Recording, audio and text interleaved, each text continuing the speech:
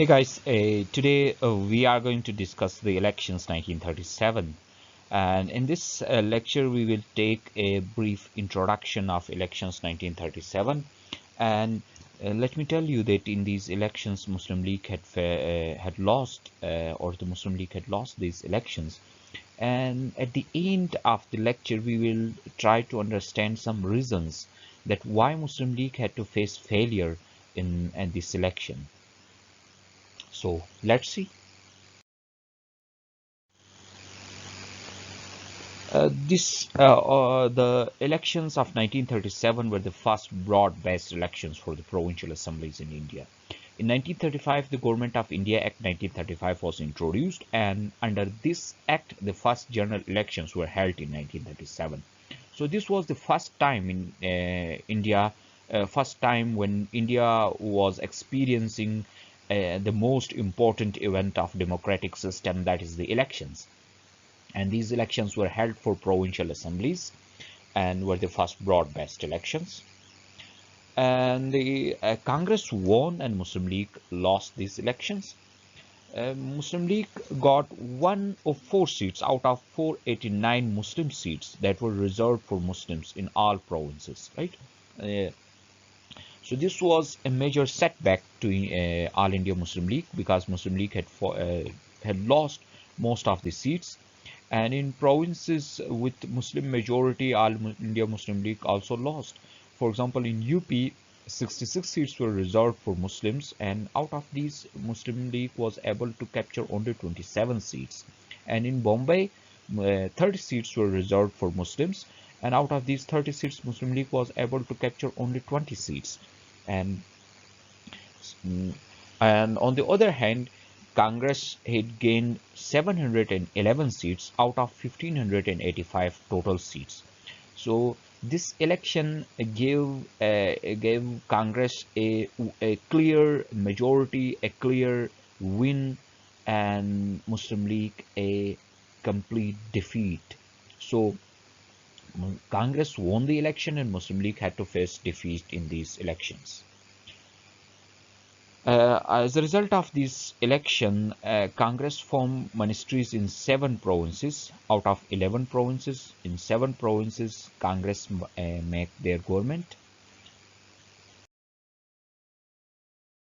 Now, since Muslim League lost this election, so let's see some reasons why Muslim League had to face the loss in these elections. The first reason, I think, was the setback during the Khilafat movement. During the Khilafat movement, Muslim League had to face setback because the Khilafat movement itself was a failure for Muslims, because they were not able to secure their demands, and they lost the confidence of Muslims as well. And the elections for the provincial legislation autonomy, unionist in Punjab, Muslim United Parties of Sindh, Bengal, Bihar became popular. If you will see on the provincial level, the small provincial parties were more popular as compared to Muslim League. For example, in Punjab, Unionist was more popular as compared to Muslim League. Same was the case in Sindh, Bengal, Bihar, and in other provinces as well. The small Muslim parties were more popular as compared to Muslim League, and they gave Muslim League a major setback. And the organization of the party was poorly organized, and it was totally dependent on honorary secretary. And the honorary secretary was the Liaquat Ali Khan. He had resigned on 12th April 1937, and he had decided to stood as an independent candidate in the election. And guys, you can imagine, the party was dependent on honorary secretary, but at this at the prime time he had resigned from the party and decided to stood as an independent candidate.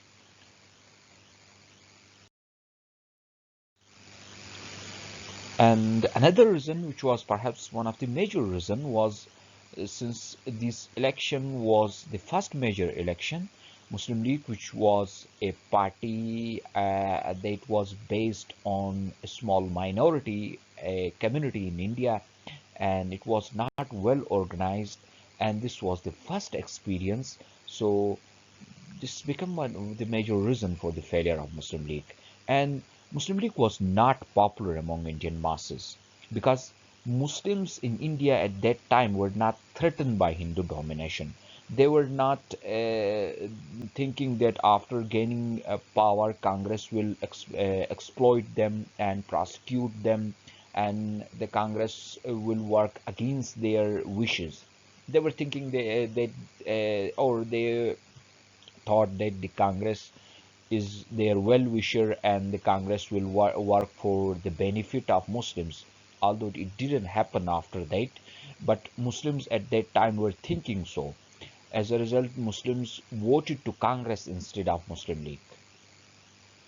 And the Muslim League was poor organization and its planning was very poor, and the differences within the party were also responsible for the failure. You know that after 1927, when Simon Commission came, Muslim League was divided into two segments, that's Jinnah League and Shafi League. Although this division was bridged to some extent in 1935, but still the division was existing in India. And intra-party divisions were responsible for the failure of Muslim League in 1937. And they beside that, Muslim League had lost major political leaders as well. For example, in 1936, the first president of All India Muslim League, Aga Khan, had quitted domestic politics since he had become the president of League of Nations, and Allama Iqbal had also alienated himself from politics because of his poor health, and this was also responsible for the failure of Muslim League in 1937. And Muslim League realized their main support lies in Muslim minority areas, which was not true. This was a misjudgment. Muslim League was thinking that they will gain more seats in Muslim minority areas. However, it was not possible. Instead, if they had worked in Muslim majority areas, they would be able to gain more seats. I hope you guys enjoy this clip. Please do not forget to subscribe to our channel. Thanks for joining. Take care. Goodbye.